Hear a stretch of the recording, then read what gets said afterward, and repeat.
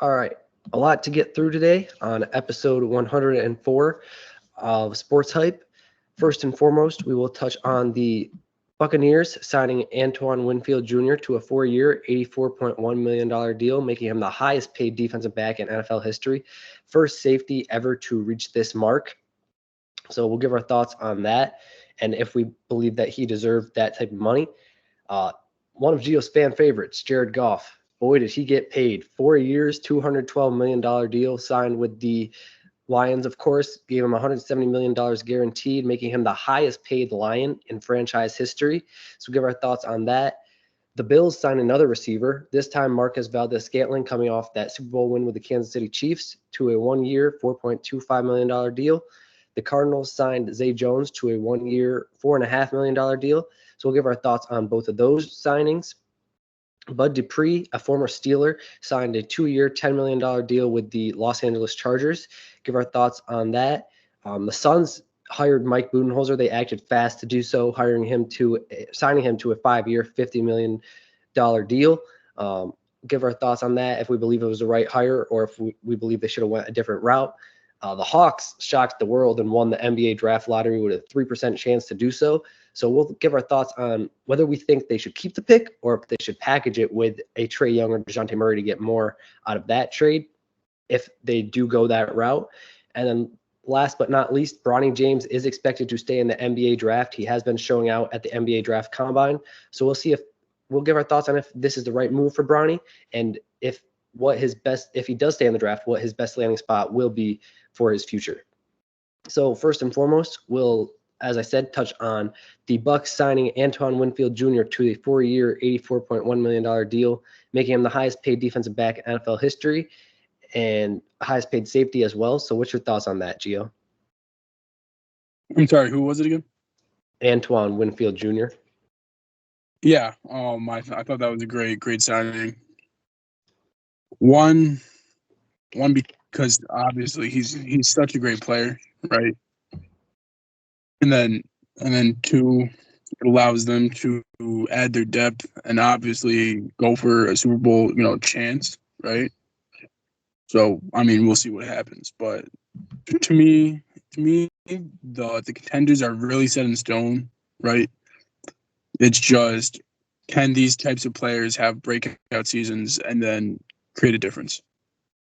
Yeah, I agree. I think this was a needed move for the Bucs, though, signing him Right. because he is the cornerstone of their defense, so to speak. For If sure. they let him go, they would not have as good as a defense as they have. So they definitely needed to sign him instead of letting him walk. So this is a great deal for them and for him, obviously making him the highest paid defensive back in NFL history. So right move for both sides, in my opinion. Yep, for sure. But let's go to your favorite, well, one of your favorite quarterbacks in the league, Jared Goff, getting his rightfully due money. 4 years, $212 million with $170 million guaranteed, highest paid Lion in franchise history. So let's hear your thoughts on that.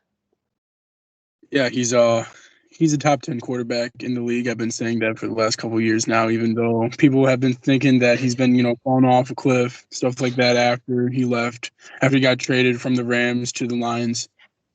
There was just an adjustment period, right? With Dan Campbell being, a new coach, with that Lions team being so young as they were, and a whole entire culture needed to be developed in that Lions organization, and that started with Jared Goff. Obviously, he's getting paid for it now because he changed the trajectory of that franchise, in my opinion, with Dan Campbell's help. So, I mean, yes, he does deserve that. Does he deserve the money he got, though? That's another story. But I do believe it is a well-deserved, paycheck for Jared Goff. The only thing that I have about it is the guaranteed money and his age. I know quarterbacks are, growing older, and they're How actually old is he? getting better with age. Is he about 30 right now, right? I believe I want to say 30, 32, something like that. Uh-huh. So if that's the case, well, it was a 4-year deal, right? Yeah. Yeah, he's 29 years old, so. He's 29. He's going to end that contract at 33 years old. I mean, he'll have another big contract. Obviously, if Kirk Cousins can get the contract he got at his age, I think that Jared Goff's got one more big contract left in him. And if they win a Super Bowl, obviously he's going to get that contract too. Yeah, I agree. Is he worth this type of money?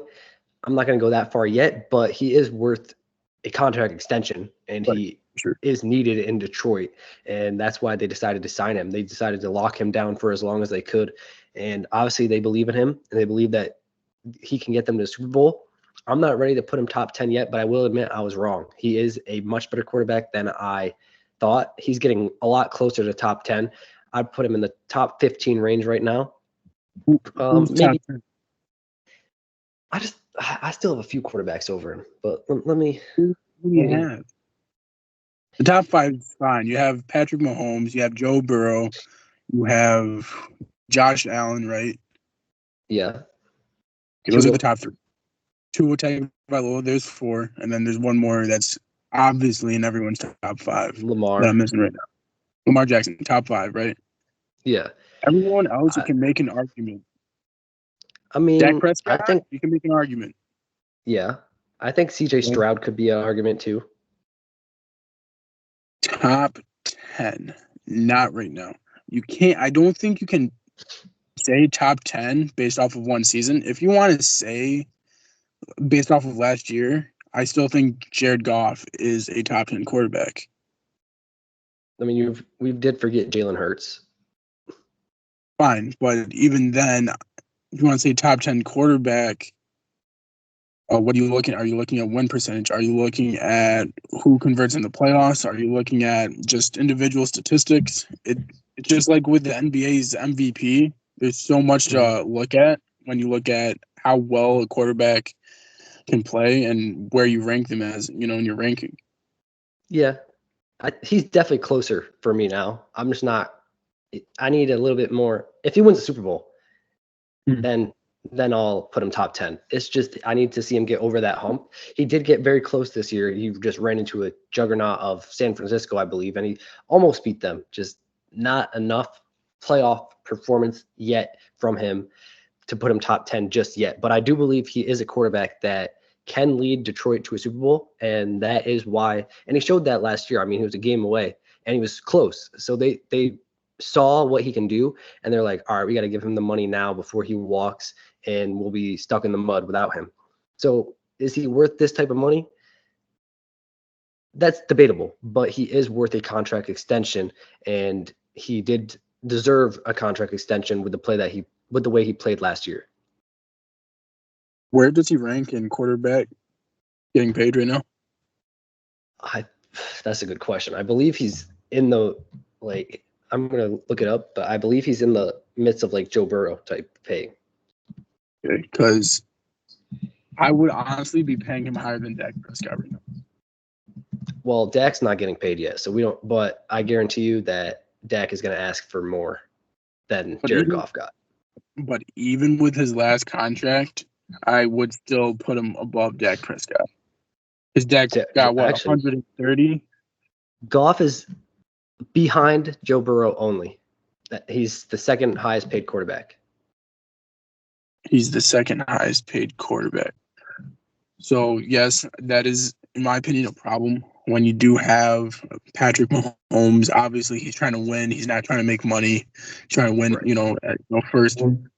You look at Kirk Cousins, who just got paid. Am I putting Jared Goff above Kirk Cousins right now?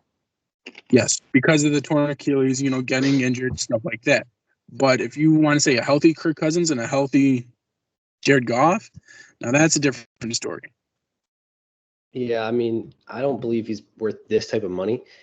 And the problem for Dak and specifically the Cowboys now, not for Dak, but for the Cowboys, is that Dak's going to ask for this type of money, and they're going to have they're going to have to pay him if they want to stay afloat. And then you're going to have to lose someone when your key guys. And that is the problem I have with waiting to pay Dak. And I don't understand Jerry's mindset here, but the longer he waits, the more quarterbacks are going to get paid and the more money Dak will be owed. That, or are you going to say, because personally, I think you can blame Dak Prescott on every playoff loss you've pretty much had. You can really do that. If he was that, amazing, that he would have won those games. I'll blame him on everyone except this past one because this was a whole this past year was a whole team. Fine. But I'm saying you can really point the finger at Dak and be like, okay, where is the MVP type Dak we're accustomed to seeing in the playoffs? Right. You know what I'm saying? Mhm. So that's why Jerry's doing this. And if you can light a fire under Dak, like the last time he had needed a contract extension and he played amazing, you guys can win a Super Bowl with this team you have right now. And I think he's all in on the fact saying, we're going to roll the dice on Dak Prescott right now, right? Win a Super Bowl, we'll pay him. Yes, we might lose a player or two, but at least we'll have a Super Bowl and we'll have a quarterback for the rest of his time there. Yeah, I think that is what he's doing, is trying to light a fire under Dak because he's been doing this.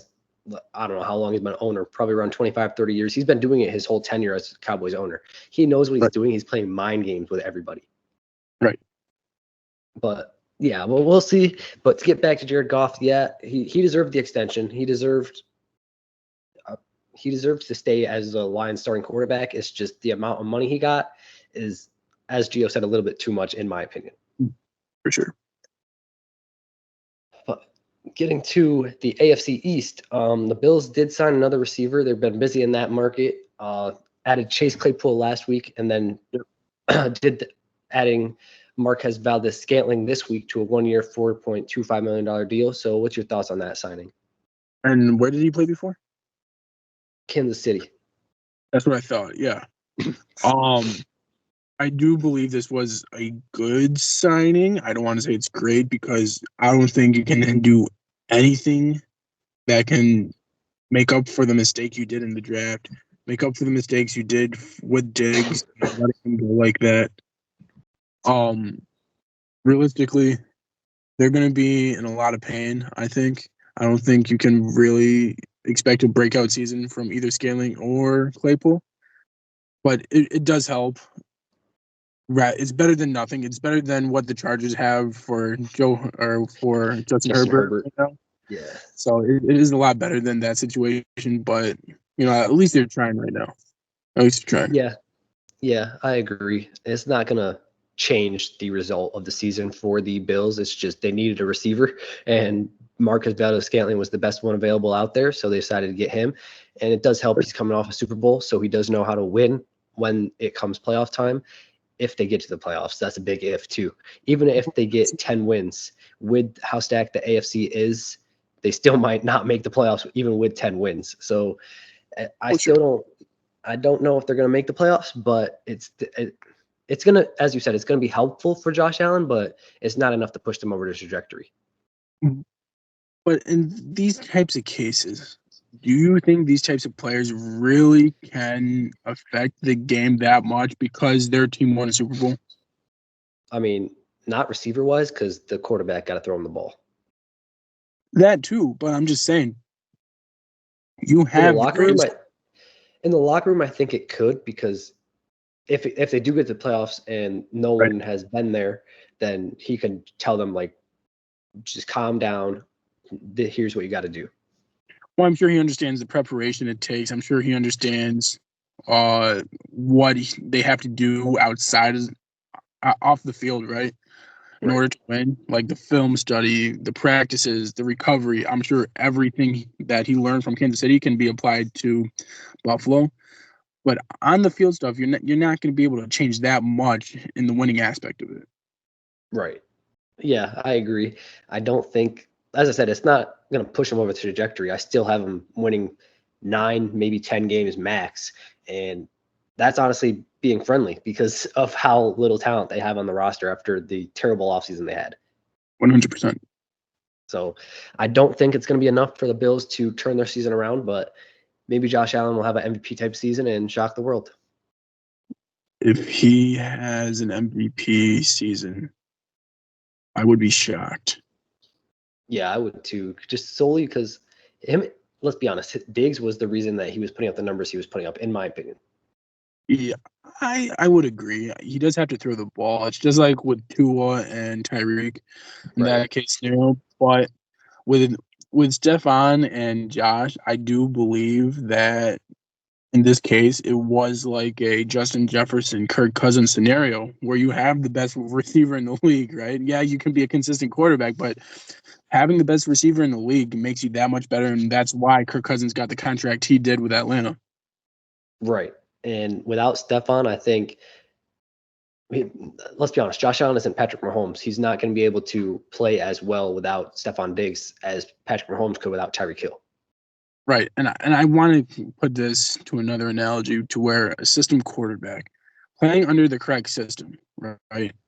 If you have the correct partner in crime, like Tyreek Hill, like a Justin Jefferson, like a Stephon Diggs, right? You're going to be able to play phenomenally, right? Just because you guys are in sync on the field, you guys know exactly what's going to happen, and then boom, you guys are able to make these explosive, plays, explosive touchdowns, go ahead and score a lot, right? Like Stephon and Josh did. But now he has nobody. He doesn't really have that connection yet with these receivers. So it's really, again, it's the systematic, performance of understanding who you're playing with, and really, is it just gonna click, right? And it Right. clicked with Stephon. It's not probably gonna click with these guys. Right. It's going to take a little while, especially a rookie and Keon Coleman. He's going to have to get adjusted to the league first and foremost, and that takes probably around half a season as is. Right. So that's gonna be tough. But I do like that. I saw something that Josh Allen, the moment that Keon Coleman got drafted and they signed the other receivers, that he got them together and was working out with them prior to training camp. So that could help with the connection. But still, I just don't think that he has anyone. Stephon Diggs was his go-to guy in crucial situations. If I'm Josh Allen, I don't trust Chase Claypool, Marquez Valdes-Scantling, or Keon Coleman to make a play that I trusted Stephon Diggs to. Right. And it's just really that simple. Like they're gonna have to gain that trust, but that takes at least half a season, and by that time, it's gonna be a little bit too late to save the Bill season. Right. So we'll see what happens, but maybe they will shock the world. We'll see. I mean, you can never count out Josh Allen. He's a great quarterback, whether Nick Saban wants to admit it or not. So we'll see what happens. For sure. But the next point was the Cardinals signing Zay Jones to a 1-year, $4.5 million deal. So what's your thoughts on that signing? Again, just like with the Bucks signing, yeah, that was a great piece for their defense. But with this aspect of it, it's really the Cardinals locker room was dysfunctional last year, in my opinion. I don't really think they were on the same page. Kyler being out for a little bit, I think. Dobbs playing quarterback, Kyler coming back. Now they lost Hollywood, right? Yep, he went to the So Chiefs.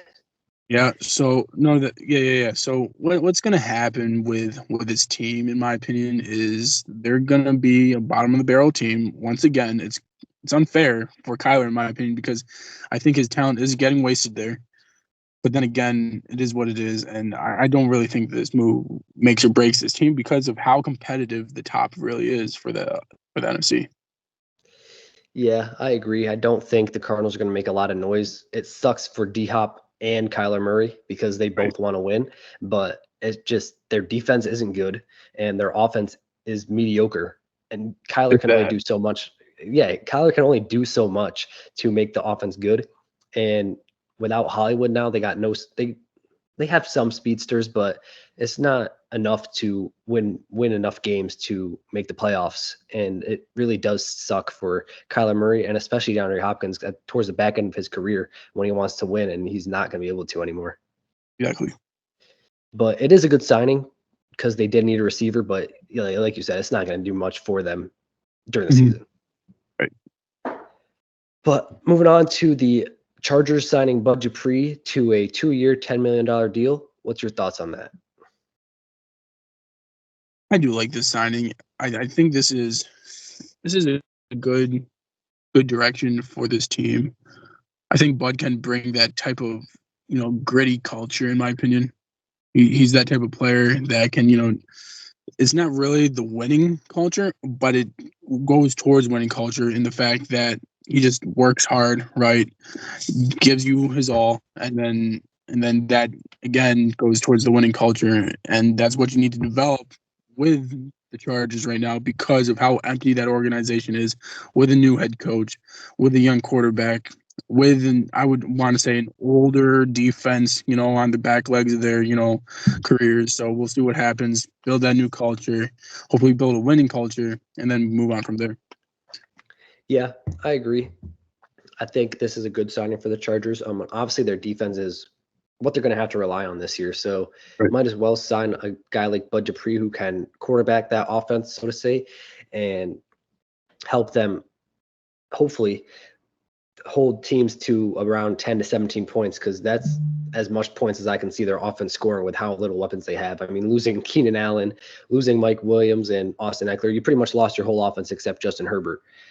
You have no offense, so you got to hold teams. It's going to be like the Patriots last year, I think, where they'll hold teams at 10 to 17 points, but their offense won't be able to score. But moving forward for the future, once their offense gets up to par and does start scoring, it will be a great signing for the future. And this year, hopefully, it'll be enough to win like 6 to 7 games at most. At most, man, because if you look at it, that defense is injury riddled every year. Max, Yeah, Bosa, Mac. their main guys on defense get hurt every year. So I mean, yeah, Bud can help, but to what extent, right? Like I said, for the NFC, it's the same thing with the AFC. It is so competitive at the top that you have to make a super team like Miami's trying to do offensively in order to break that barrier, beat Kansas City, contend against possibly the Jets, the Bills, right? In that same division with the Miami Dolphins, right? And then you also have the Steelers, the Bengals, the Browns, right? The Ravens. And it's just, you have so many teams that are in contention. And then you obviously have, like I said, the juggernaut in Kansas City, who you just have to get over the hump. And when you do that, you have to build a super team like Miami did. And you have Jalen Waddle, Tyreek Hill. Now you add Odell to that with Raheem Mostert and what's his face? Achan. Achan, yeah. Achan, right? With Tua Tagovailoa, that offense is a juggernaut in itself, and you have to rely on that just to contend against Kansas City. Right. I mean, you got to outscore. In the AFC, you have to outscore teams, period. You can't, it doesn't matter how good your defense is, unless it's San Francisco type of defense, you're not going to stop them from scoring 30 points a game. It's really that stacked in the AFC now.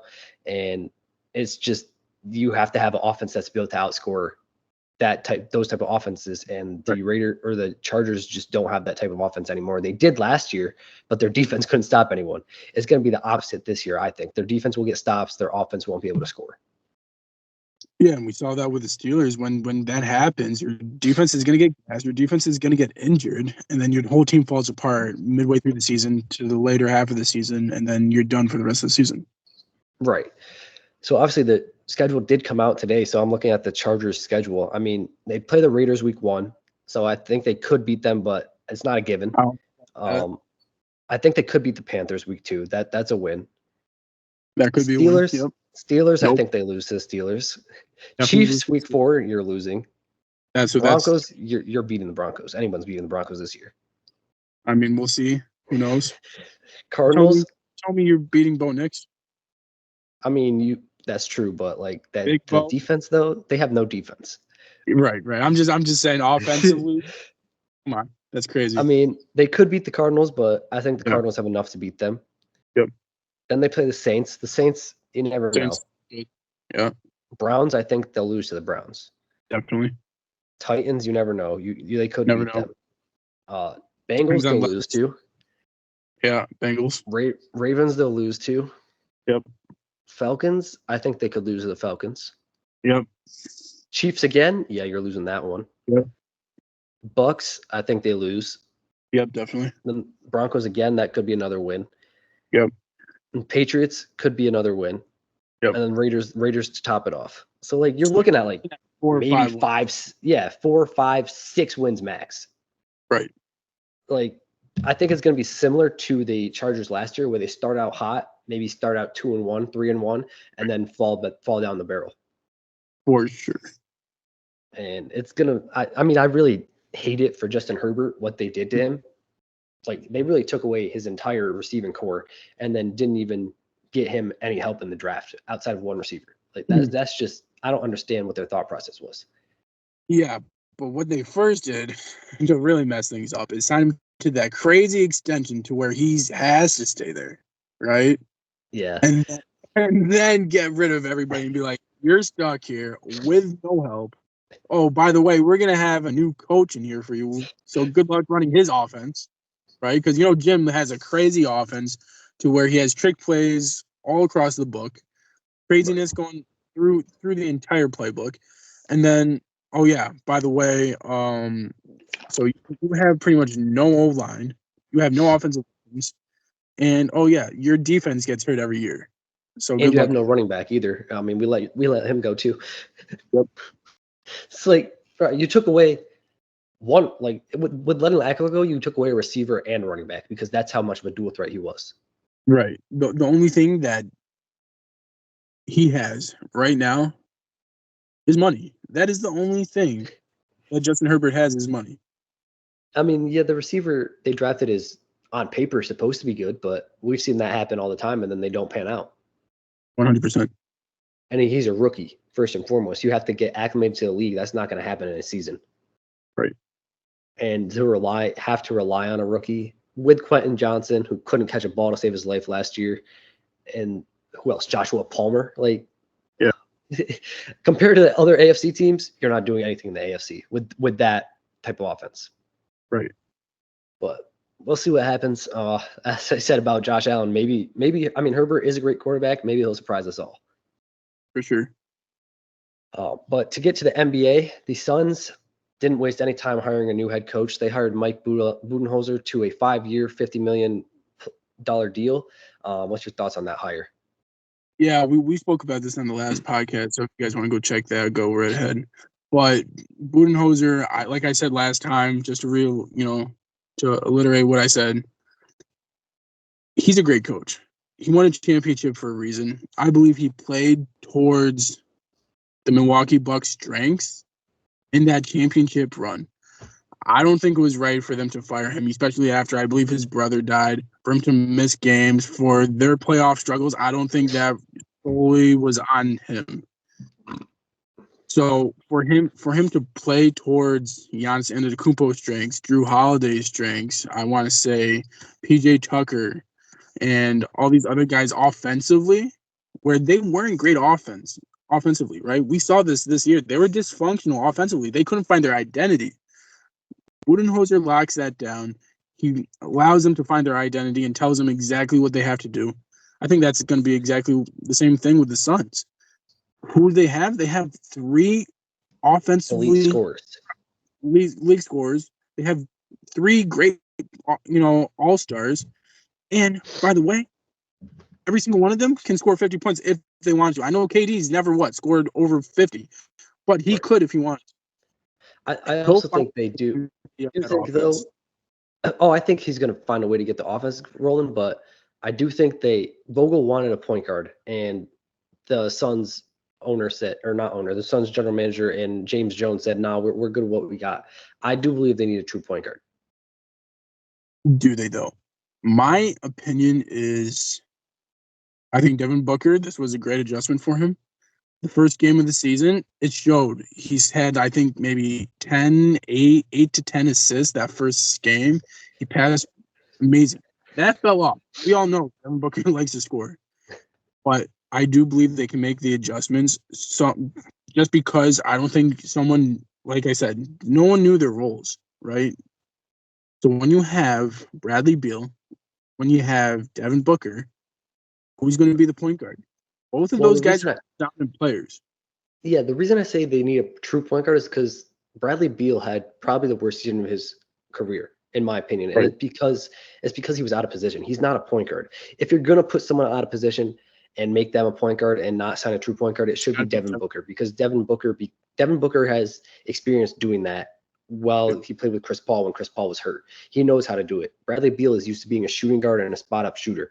And I think that's what he needs to do for the Suns to be successful. 100%.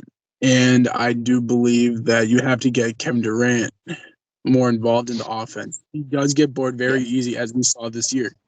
When Budenholzer makes an identity for this offense, the focal point, to me, is going to be Kevin Durant. Although, yes, the offense is going to run through, hopefully, Devin Booker. But the offense, the way the plays are going to be drawn out is, okay, how do we get KD open? How do we get him to his shots? If not, we know Devin Booker can do whatever he wants. We know Bradley Beal can do whatever he wants. We know that Grayson Allen's going to be open in the corner. We need to get a better center. Obviously, I do think it falls on Nurkic. He's, in my opinion, way too soft to be on a championship team. He can't be the main guy. I agree. But the question is, what centers out there are available that is good enough to win a championship? I know people are hating on him, but I'd keep Nurkic, okay? Sub him out for Dwight Howard. He has legs left. We see that he can still play. He was a 4-time Defensive Player of the Year. He was, an MVP? He also was, went to the finals. Prime Dwight Howard was insane. He's not that anymore, but he still has some part of that left in him. I don't know, man. I think he's a little too old, in my opinion. I just think he's too old to compete and contribute to a championship. I think if the Timberwolves do end up losing to the Nuggets, and they go a different way than Rudy Gobert or Cat, maybe that's who the Suns could go after. Fine, but right now you look at who played the best tonight. I know we're going to talk about this next time, but the Cavs and the Celtics, the two best players on the floor were Marcus Morris Sr. and Al Horford, both guys in their late 30s. When you look at that, Dwight Howard can be one of those guys who makes a difference in the playoffs, like those two guys did tonight. Yeah, I mean, I saw it firsthand in 2020. I mean, him and JaVale McGee pretty much shut down Nikola Jokic, and ever since then, there has been no answer for Nikola Jokic, and I believe it is because JaVale McGee and Dwight Howard don't get a shot at him anymore. That's right. But I think Budenholzer was a great hire. It's just those three, you can't rely on those three anymore. They're up in Booker's young, but Beal and Kevin Durant are getting old, and both of them won't be able to stay healthy for a whole year. You need to get a bench first and foremost. You would need to get a bench. That's the first thing that I have to do now that I got to coach if I'm James Jones. And then, as you said, a center. And I think maybe if they get a bench, because they had no bench. I mean, Grayson Allen off the bench is great, but you need more than that, especially when Kevin Durant goes down and Devin Booker goes down for half the year, and then Bradley Beal plays maybe 25 games. So you need to get a bench because you have to rely on players when one of those or two of those players aren't able to play. And then a center that can play defense first and foremost, and then contribute on offense. The center has been the lacking piece for the Suns probably since Chris Paul got there. DeAndre Ayton couldn't get it done, and now they traded Ayton for Jusuf Nurkic, and that's not working out. I mean, honestly, they were better off with Ayton. They probably should have kept Ayton because I think he could have fit this type of team better, in my opinion. I agree. But honestly, if we're going back to where they really need a center, DeAndre Ayton wasn't that guy. That's why they got rid of him. Jusuf Nurkic is not that guy. But that's the thing. If you're going to get rid of DeAndre Ayton, why would you get rid of an off-brand DeAndre Ayton and Jusuf Nurkic? Because I want to help with cap, okay, to bring in Bradley Beal. Yeah. In my opinion, that's why they did that move, was to bring in Brad. But if you want to look back at it, they haven't had a center since Tyson Chandler or Amari Stoudemire. I would say Amari Stoudemire. Like, that's been since early 2000s. Right. And that's why I'm like, I do believe if the Timberwolves do lose in the second round, they'll go a different way than Rudy or Cat. Most likely Rudy. And if I'm the Suns, I'll look at that like, well, we need an elite center. Let's go get him. Right. Yeah. Sorry, my bad. Tyson never played for the Suns. I thought he did, didn't he? Did Tyson play for the Suns? Not, I I think think maybe later in his career. Was it I after think the toward the Knicks? back end of his career, yeah. It wasn't earlier, right? Because he No. he did win a championship with the Mavs. Yeah, it was toward the back Yeah. end. Yeah. Then he went to the Knicks, and then he went probably to the Suns. Yeah, but I mean, they need a center like that because a center shores up your defense. Not Rudy Gobert. Yusuf Nurkic was food for Anthony Edwards, Kat, and Rudy Gobert, and that's why they got swept. Right. And even though it's like people say Cat's soft, he still destroyed Yusuf Nurkic. I mean, What's like if he's soft, then what is Yusuf Nurkic? baby food? Like, I mean, Yusuf Nurkic literally got backed down like no tomorrow by Cat, and Rudy Gobert's not even like that offensively. Gobert was able to get whatever he wanted against Nurkic. Yusuf Nurkic is Gerber baby food. That's what he is. Like, I mean, barbecue chicken. Let's put it in the words of Shaq. It's barbecue chicken. Anytime Yusuf Nurkic is in the paint, and that's why Anthony Davis dominates against them every time. Like anybody in the West, big wise, is dominating Yusuf Nurkic. For sure. That's why they need. I think they need a Rudy Gobert type of player because yeah, he's getting eaten alive by Jokic right now. But Jokic, he's the best player in the world. Let's put it how it is. So Right. anyone's going to get eaten alive by Jokic.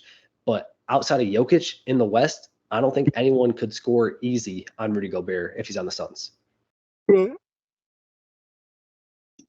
But to get back to the hire, I do think it was a great hire. I think he's going to open up that offense. But the one thing that worries me about the Suns still is their defense. That is a problem, but like you said before, like I said before, Budenholzer is a defensive genius. He understands how to play to their strengths and understands how to create a defensive strategy that eliminates those holes that everybody sees in a weak defense, right? So I do think that Budenholzer can eliminate those holes and become a wizard defensively for the Suns to where, although we don't see them as an elite defense, they will be ranked in the top 15 defense, which that's really all you need nowadays, especially if you have an elite offense like you do with the Phoenix Suns. If you can have a top 15 defense and an elite offense, you are most likely going to make well in the playoffs and at least have a deep run. Yeah, I agree. I do think Budenholzer will find a way to cover the holes of Kevin Durant and a Bradley Beal who aren't great defenders. Devin Booker is mediocre. He can play defense when he wants to. It's just a matter of if he wants to. Right.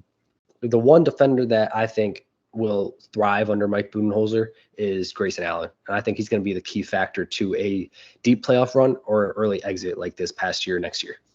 Well, I mean, he did play for him. Yeah, I know, but I'm saying next year when he does play for him, I think he'll be the X factor. For sure. Because I think he'll be the Patrick Beverley for the Bucks or the PJ Tucker for the Bucks. Like when they won the championship, I think that's what Grayson Allen could be for the Mike Budenholzer. I mean, Grayson did play for Budenholzer. Against the Bucks. Yeah, but like he wasn't as good as he is now, in my opinion. No, but we got to see if he utilizes him like these other coaches have, because obviously he was not getting utilized the same way. True. That's true. But I think Budenholzer saw how well he improved, and I think he'll use him more. I hope so. But yeah, for the Suns to succeed, it's a great hire, first and foremost, but they got to get a bench because they lack that, and then they got to get some defensive players for that bench to shore up their defense as well. For sure. But moving on to another shocker, the Hawks winning the NBA draft lottery, 3% chance they did that, and that chance came to fruition. So what do you think they should do with this number one pick? Yeah, I do believe it's rigged. I mean, I cannot believe. Bro, the Pistons had the worst record in back-to-back years and have had the 5th pick both years. It's remarkable. It's like Adam Silver. The thing that confuses me is like, how could Adam Silver rig it? Like, does he just go in there and like shuffle around the picks? I'm not sure how they do it. I'm not sure if they put more of one team in there, possibly. Like, we don't know. We honestly don't know. Right. No, because they don't show us. They don't show us what happens in the back room. They just come out and say the picks. That's right. They might have 13 or 14, whatever. What is it? They play with the balls, right? Still? Yeah. Hmm. Yeah, 13 or 14 of, say, the Atlanta balls where they only have maybe 3 or 2 Pistons balls, right? So the Right. likelihood, they say it's 3% for Atlanta, but the likelihood that they're going to pick the Pistons is so low, right, compared to any other team that, they're not going to get it. I mean, the same thing happened with the Pelicans too. I think they had like a 0.5% chance to get the number one pick. They got it and took Zion, of course. And I'm think it's the exact same thing again.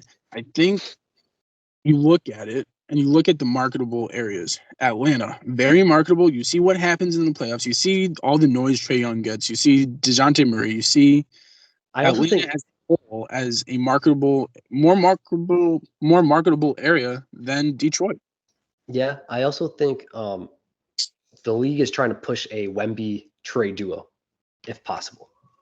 They want to push that. They want to push a possible Spurs Atlanta scenario, just like back in the day when you had Tony Parker, that era, right? And the Al Horford, who else was there? Kyle Korver. No, No, yeah, he was there. who was their point guard? I forget. Jeff Teague, was it Teague? That's Jeff too. Yeah, it was Jeff. So when you had that era, they were compared to the Spurs because they had a 60-game win and they had the same strategy as a 60 game season, and they had the same strategy as the Spurs. So they were the Spurs of the East. You're going to look at the exact same thing where the Atlanta Hawks now have an opportunity to get another French prospect as the number one pick. That's what I'm hearing. I'm hearing that kid's going number one. I'm hearing he's really good. Not Victor good, but he is on that top tier level of good to where he can make a difference right out of the gate. Yeah, I think if they do keep the pick, that's the route they'll go. But for me personally, I think they need to package that pick with a Trey Young or DeJounte Murray, whoever they part ways with, and get more for that package. But I don't think you need to. Why not trade Trey Young to the Spurs? He's worth that fifth. He's worth the fifth pick, or whatever Yeah. the Spurs fifth or fourth or fifth, one of the two. I mean, they have two in the lottery. I know that. I think it's fifth and eighth. Okay. No, fourth and eighth, because the fifth is Pistons. Okay, fourth and eighth. Trey Young is worth a fourth pick. I'm taking that. I'm taking the first pick. I'm taking the fourth pick, and I am building a team around DeJounte Murray.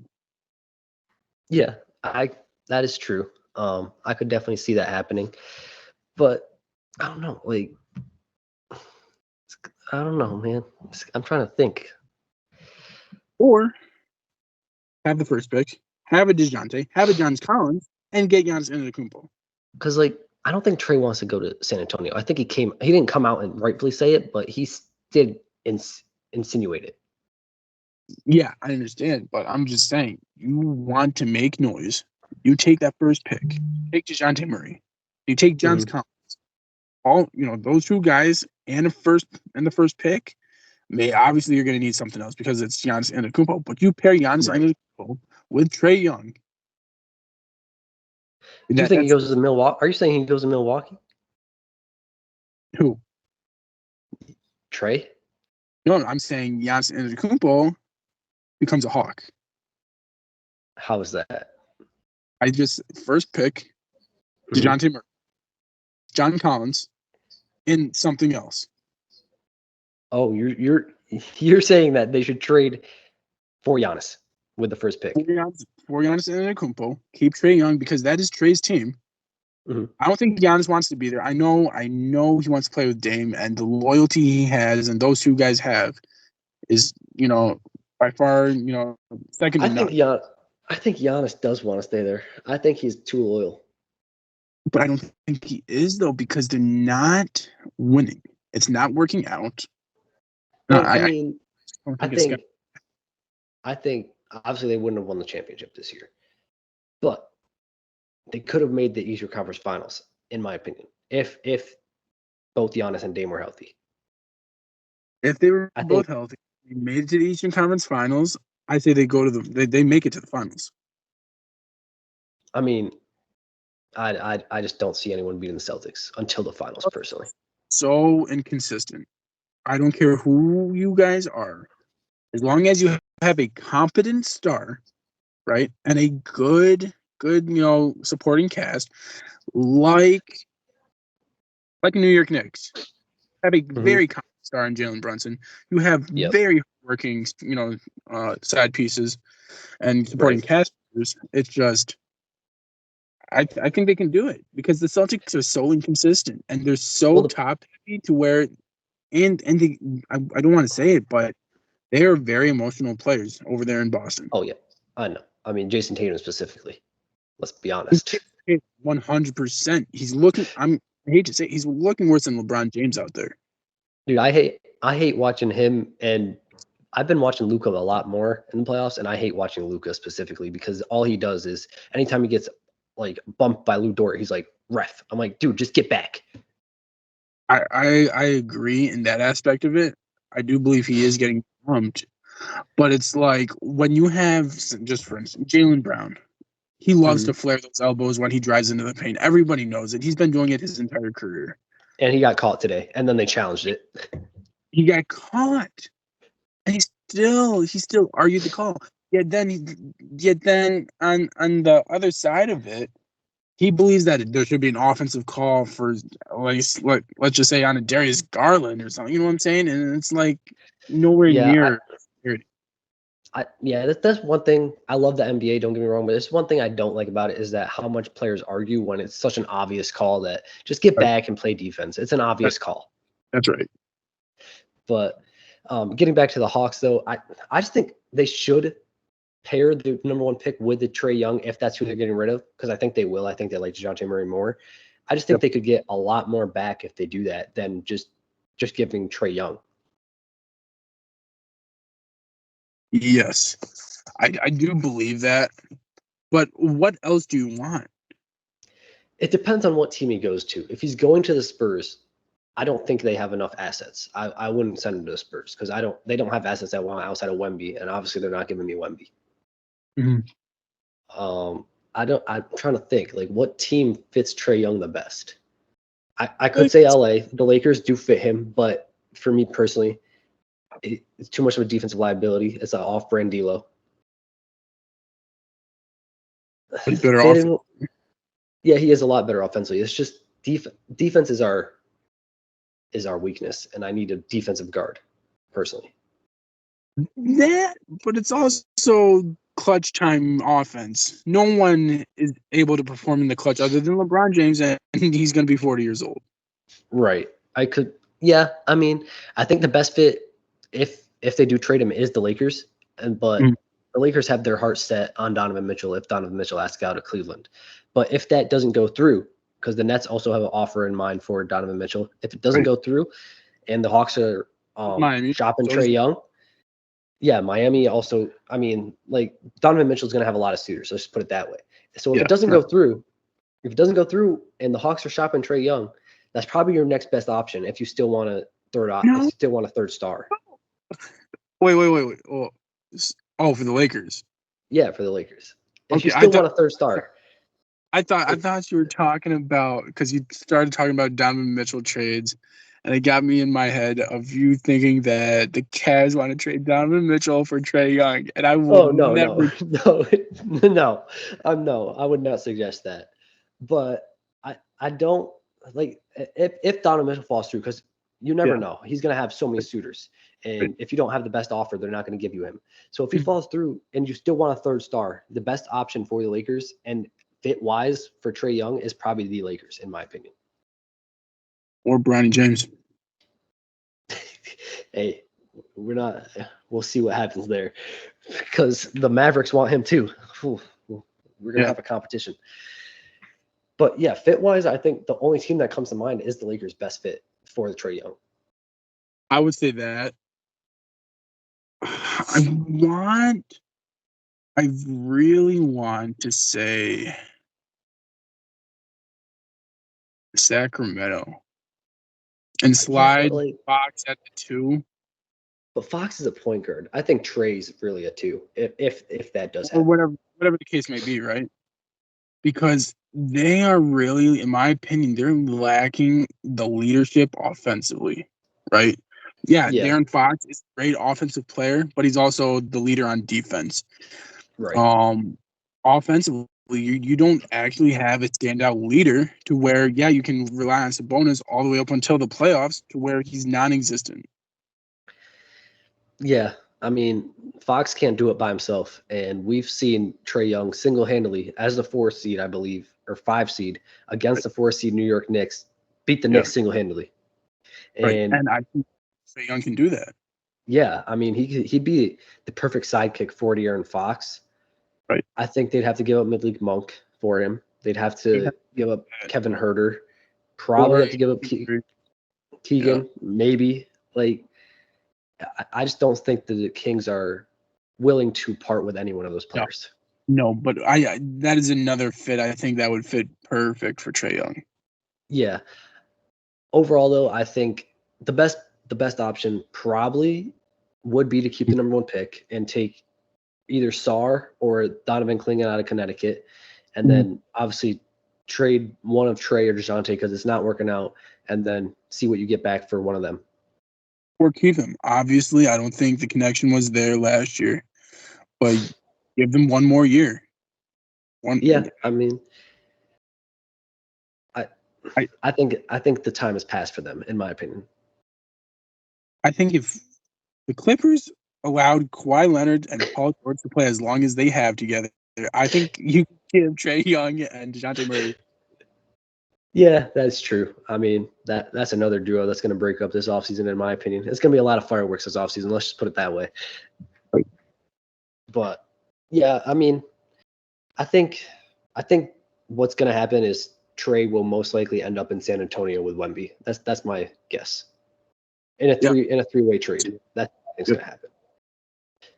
Which will be very interesting to see. I do want to see that duo happen because I want to see Wemby succeed. And if he has a point guard like Trae and those lobs, that'd be insane. It'd be pretty crazy.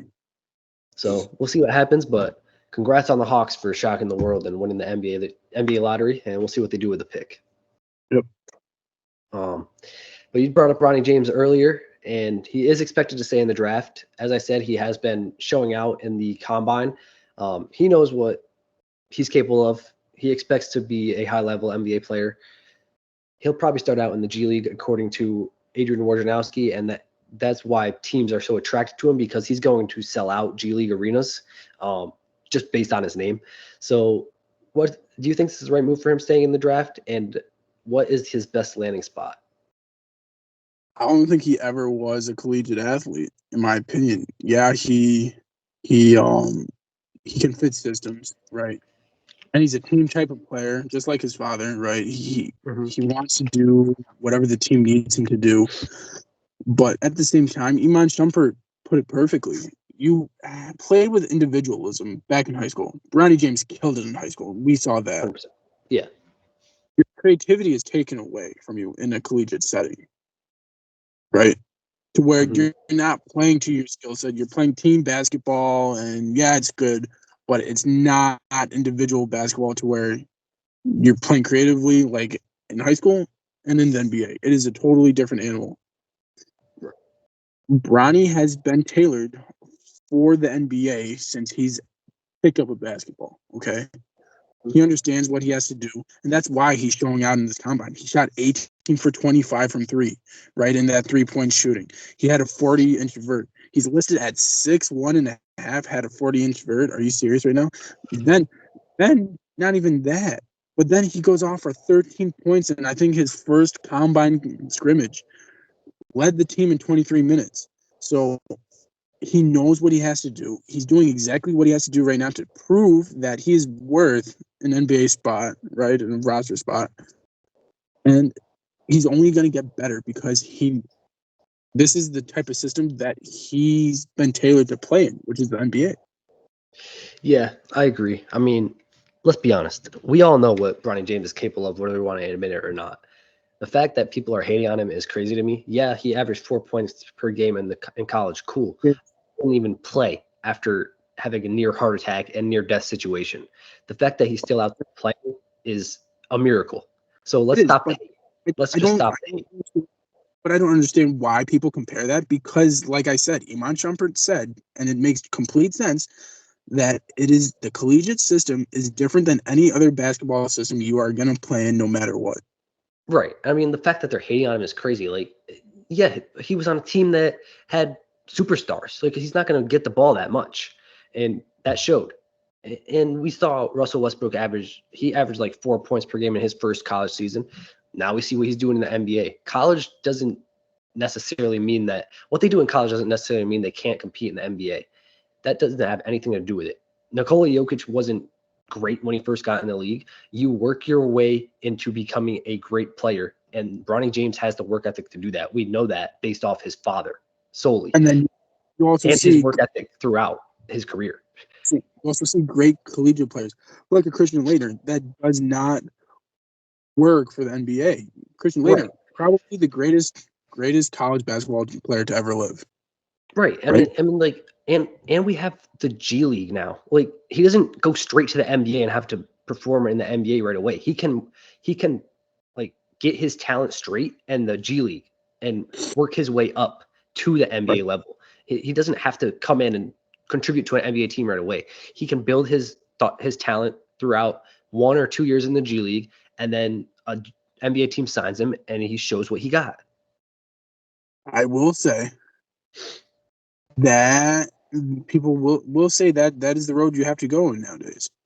Yeah. You get into the G League. I don't think you're coming out of the G League. When have we seen a player develop in the G Well, League and actually succeed in the NBA? the only player I think that can do it is Bronny James, solely because of his name, and that's it. I mean, I think Pascal Siakam did it, right? Early.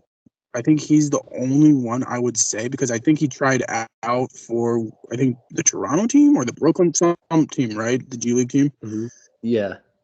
And then he became a star in the G League, and then obviously he went into the NBA, and we know what happened after that. NBA champion, Right. All Star, some type player. But Mac McClung deserves a spot in the NBA, Yeah, he does. and he's not getting that I solely because I think because he plays in the G League. He's killing the G League right now. It's a joke to him. He's doing street ball moves in the G League against professional basketball players. I think the only player that can come out of the G League if he starts there is Bronny James, solely because any team that does go ahead and sign him is going to be like, oh, if we sign him, we have a shot at LeBron. Just go get him. LeBron could be retired. You said 2 years. LeBron could be retired at that point. Well, based off what his agent said, his agent, Rich Paul, expects him to play 3, 4 years, 3, 4 more years. That puts him at what, 43, 44? He's what? He's 40 right now? It's Yeah, going to be around 40. there. So if you got 43, 44. Yeah. I'm sorry. I don't, like Charles Barkley said, I don't want to see him like Jordan was with the Wizards, okay? I don't want to see him become a role player like Carmelo Anthony did. I don't want to see him missing shots like Carmelo Anthony did. I don't want to see him ride the bench like Vince Carter did, okay? Those types of players deserve to go out like Dwayne Wade and Kobe Bryant. Kobe Bryant scored 60 his last game. Congratulations. That is the all-time greatest thing you can do as as your retirement, right? Heading into retirement. Dwayne Wade had a lot left in the tank, but he ended on top. He had a great last season. He beat the Warriors single-handedly, pretty much. Had that half-court shot or whatever, the buzzer beater. I forget how many points he had in his last game, but he still had a lot of juice in the tank, and he played phenomenal his last season. If LeBron does this at 44 years of age, he's going to look like Michael Jordan did his last year. He's going to look like Carmelo Anthony did when he was with the Lakers. I don't want to see that. I don't know if he will, dude, because I think he's defeated Father Time. I don't think he's human at this point. The fact that he's still doing this type of stuff at 39 years old, I don't think he's slowing down at any time soon. I think the only reason he'll retire is just because he's just bored of playing basketball and he wants to spend time with his family. I think we have been seeing the downside of LeBron James' career. But it's still not to but it's still not to the point where it will be like Jordan on the Wizards. No, But for LeBron James's extent, we didn't see him perform in the fourth quarter for 2 of those games. Yeah. He got Okay. gassed. Let's be honest. He got gassed. LeBron James never shies away from the fourth quarter. The prime LeBron James in the playoffs, playoff LeBron, never shied away from the fourth quarter, would take every shot, would do whatever he needed to do to win the game in that close game scenario. Well, I'm not saying he's not old. He's obviously older. Like he had to. I've noticed it this postseason especially. He had to pick his spots to be aggressive, and he had to take the third quarter off in order to score 14, 16 points in the fourth quarter. But the fact that he can still do that at his age is insane. It is. But with the way the game is tailored now, I think LeBron James can average 25 until he's 50 if he really wanted to. Yeah, I mean he can, and that's why I think he could play in 3 to 4 more years because he can do that. But realistically, it's not what we want to see. Because you can put up an empty 25 in the regular season. But when it comes down to not making the playoffs, because you could be the 11th seed, with how great this team was this year, they could have been the 11th seed. Mm-hmm. And then going into the playoffs, we are going to see the same thing as we did this year, if not worse. Yeah, true.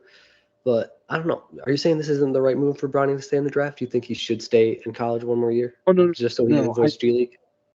To answer that question, I do believe it is the right move because his game is tailored for the NBA, not the collegiate level. He could obviously get better in the collegiate level, right? Mm-hmm. Yeah, but not to the extent that he could be, and then if he's entering the NBA right now. Right, I agree. But I think if he does stay in college, he'll have a better chance to avoid the G League. He does. But if he's doing what he's doing right now, I mean, is it let's wait and see what happens in the collegiate level? Yeah. Also, next year's draft class is a lot more loaded than this year's draft class too. Light. This one's light. They're looking at the second Victor Wembanyama from France. They have pretty much no. Everyone focused on. Honestly, there's no like surefire number 1 pick first and foremost, and the best player, like in my opinion, will be the Donovan Clingan out of UConn. But like that could not pan out too. 100%. And who focused on the men's tournament this year when you had the women's tournament? Like, this is the first time ever people focused on the women's tournament over the men's tournament. And that's because there is no sure out star, right? On the men's side. Yeah. I mean, it's probably is the best move for Bronny to stay in this draft solely because of how light it is. And he has a better chance at getting drafted. It probably won't be till late second round, but hopefully it is in a good landing spot where he'll be able to make an impact right away and not have to start in the G League. But he most likely will have to start in the G League for at least half a season, I'll say. I could see that. If he is able to play with his father, that'll move that timetable so much quicker, and he would be able to get a chance. That is, to me, that is the only bright spot about playing with LeBron, is that he would be able to get that quick turnaround into the NBA instead of that long turnaround of, okay, let's play 1 to 2 seasons in G League. No, LeBron's like, I want to play with my son. We're gonna have it happen tonight. Bronny goes out, he does his thing, he gets 15, 16 points. Let's say he goes like 7 for 12 on shooting, right? 3 for 5 from 3, and then whatever the case may be, he gets like 4 or 5 assists and like 4 rebounds. Beautiful. You get 15 points, 5 and 3. Okay, that's a rosterable play right there. And that's his shot. Yeah, I think the Lakers are very interested. Let's just say they've come out and said themselves they're very interested in drafting Bronny James because they want to keep LeBron James. If he does fall all the way to 55 in the second round, go ahead and take him because it's not only great for LeBron and the Lakers, it's also great for Bronny James. Right. But it's not a given that that's going to happen because now it's come out that Dallas Mavericks are interested. They want to see if they could attract LeBron there. Teams are going to see if they can get Bronny solely so they can see if it would attract LeBron out of LA. Why not? If you're Dallas, why not have Batman and Robin reunited one more time? I mean, it's also like, it's not only going to be Dallas. I think every team outside of the Lakers are going to be like, they're going to consider it. Maybe not draft him, but they're going to consider it solely because they know if they get Bronny, there's a good chance LeBron will follow. Of course. Why not, if I'm San Antonio, trade down, right? Obviously, trade the 8th pick down and get a Bronny James to San Antonio to have, obviously trade for Trae Young, have Bronny, and have Victor. Right. And that's what I'm worried about for the Lakers is like, if you stay at 55 and hoping Bronny falls there, that's very risky. I think you have to find a way. Like, obviously, we're going to try and use that 17 pick in a trade for a Donovan Mitchell or Trae Young. But if you're going to stay at 55, there's 60 picks in the draft. That's way too risky. I don't think Bronny James will fall that far. You're going to have to find a way to trade up to at least the 40s and see if you can get him early second. Yeah. So we'll see what happens, but I do believe that this is the right move for Bronny to stay in the draft because it is light, and we know what he's capable of. Yeah, he didn't show it in college, but I think that was more of a mental thing more than anything coming off that heart procedure he had. Right. But what do you think his best landing spot is, if any, off the top of your head? LeBron? No, Bronny, and draft-wise. I want to say mid to late first round would be good for him. I think anything in the second round would be too low, especially the way he's been playing in the draft in the combine. I think he's shown a lot of people that he has plenty of potential. I think he's gonna fall to the second round though, solely because just of what he did in college. I think that's what they're gonna dwell on more. You can look at that, but if I'm a real general manager, right, I'm looking at the potential one and how good of a fit he will be for a system. And then I'm saying, okay, like you said, heart attack. Mm-hmm. Okay. He didn't play for really wasn't really healthy for the first part of the season. Had average for what is that because of the system? Is that because of USC? Is that because of him? What is going on there? And then readjust because obviously he's playing lights out right now. Oh yeah, I mean, as I said, we all know what Bronny James is capable of. We know who his dad is. He has work ethic. He has talent. It's in his blood. It's in his genes. It's just I think they look more towards the college production than they do the combine, just like the NFL does. Yeah, I could see that, but I forget who had a crazy combine and they drafted him higher. I forget who it was. I want to say it's a quarterback or a receiver. Well, I mean, he is higher than he was projected. He was projected to go undrafted, and now he's projected to go early second, I think. Right. What about that kid? Remember that it was that receiver. Remember that receiver that forgot to drop the ball and he caught both of them? He caught the last one hand. Yeah, I do remember who you're talking about. I don't know the name off the top of my head though, but I do remember who you're talking about. Yeah, that helped increase his stock value tremendously because of that one mistake. And I think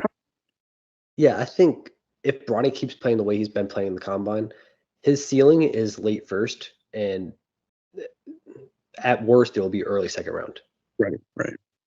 But I think that's very risky for the Lakers to bank on him falling to 55 because I don't see that happening. 55 is very late. Yeah. But we'll see what happens. I do think Bronny James will get drafted, but my prediction as of right now is early second round, probably around 30 to 40 in that range. I like to see him go number one, just like his father. I mean, if the Hawks shocked the world once. They could do it again. You never know. Right. And I mean, who knows? Maybe they're like, oh, we can get LeBron. Bronny. If it's like, hey, we didn't expect to get the first pick, but hey, we expected to get lower. Like, might as well just use the pick that we didn't think we were going to get anyways with the pick that we thought we could get, right? So, I mean, it would be a shock. Let's just put it that way. Yeah. But yeah, I think this is the right move for Bronny, and we'll see what happens. Hopefully, he has a good career. Yes, sir. But you got a segment over there? Yeah, I want to shout out Nike. I want to shout out Travis Scott. and put them on the table right now because apparently Travis Scott release had a very limited release. Apparently, there's backdoor issues to where the Travis Scott facility is apparently getting blamed for not releasing the sneaker correctly once again. It's limited releases to where people can't even win the shoes anymore. It's unfair. Apparently, people are getting saved pairs of sneakers in the back. So, come on, man. Just have an equal chance for everybody. Allow everybody to at least try to get the pairs of sneakers. That falls again with Nike and their sneakers, app.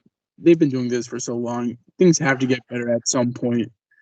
But at the same time, I understand that it is very difficult to track bots, to track, who is who, right? And it is a massive amount of people trying to get the pair of sneakers at that same time. Mm-hmm. But things have to get better. You've done so many different releases that you have to create an algorithm that can process all the traffic and everything at once so that people have an equal chance. Yeah, that's kind of crazy. I've been using sneakers. It is tough to win, but that just makes it even tougher. You got to get that under control if you're Nike. But in the video game world, the cover for the deluxe version of NCAA 25 was released, getting closer and closer to that game every day. Can't wait. About 2 months away, July 12th. The Michigan running back, Donovan Edwards, is front and center, but he's not the only one. There's a whole bunch of college players that were in the league. Quinn Ewers being one of them. I'm pretty surprised Marvin Harrison Jr. doesn't have an NFL PA deal. That's probably why. But if he did, he probably would be front and center as well. But can't wait for that game. And thank you all for watching. See you on the next one. Hey guys, thanks for watching. If you're looking for Nick Sayer once again, go ahead down in that comment section. I'm sure he's down there somewhere. Go ahead and write him a comment down there. Give us a thumbs up if you guys like the video. We really appreciate it. And subscribe, and until next time, like two wise men once said, subscribe. We'll see you all on the next one. Peace. Peace.